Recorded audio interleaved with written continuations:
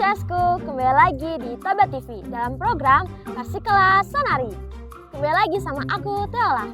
Hari ini kita bakal ngebahas topik pembelajaran yang sangat-sangat seru nih, yaitu Gen Z di era digitalisasi. Mereka bertumbuh pada perkembangan teknologi yang sangat pesat yang membuat mereka sehari-harinya itu diisi dengan alat teknologi, internet, dan juga media sosial. Tapi nih pasti kalau Sonari, Gen Z bukan hanya consumer loh, mereka juga inovator dari tren-tren yang terjadi pada zaman sekarang yang membuat mereka memiliki ciri khas yang sangat-sangat unik. Pertama, mereka itu multitasking. Multitasking itu mereka bisa melakukan banyak pekerjaan secara bersamaan. Yang kedua, mereka itu melek teknologi. Apa sih itu melek teknologi? Mereka itu bisa beradaptasi dan cepat belajar dalam hal-hal yang baru. Terus yang ketiga, mereka itu mandiri dan juga kreatif. Di dalam hal ini, Gen Z bisa mandiri dan kreatif karena kemudahan teknologi dan juga alat-alat canggih zaman sekarang. Dan juga kekreatifan mereka bisa mereka tuangkan dalam teknologi-teknologi zaman sekarang. Terus yang keempat, mereka itu sangat-sangat peduli juga loh terhadap sosial dan juga lingkungan karena jaringan pertemanan zaman sekarang yang membuat mereka memiliki wawasan yang luas terhadap perbedaan lingkungan dan juga keberagaman yang ada di sekitar mereka.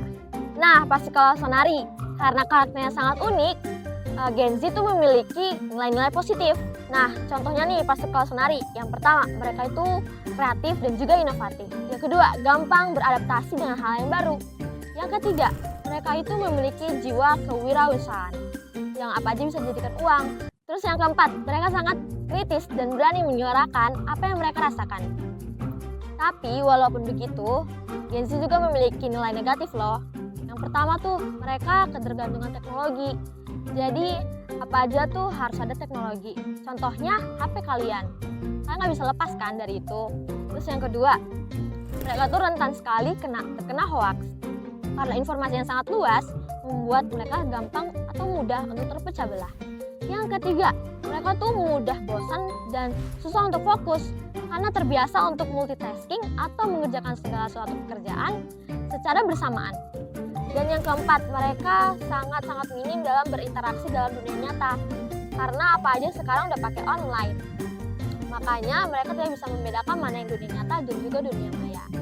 Tapi Gen Z, aku punya tips nih untuk kalian untuk mengatasi hal-hal negatif ini. Pertama, kalian itu harus memanajemen waktu kalian dengan baik. Bedakan mana yang dunia nyata dan juga dunia maya. Terus yang kedua, kalian itu harus bisa membedakan mana dunia maya, mana dunia nyata. Dan juga tahu batas privasi diri kalian. Jangan semua dipublikasi. Yang ketiga, kalian harus bisa bijaksana dalam mengolah suatu informasi. Jangan semuanya diserap, harus dipilah-pilah. Jadi CS-CSku, diingat-ingat ya. Sampai jumpa di program Pasika Sonari selanjutnya. Bye-bye!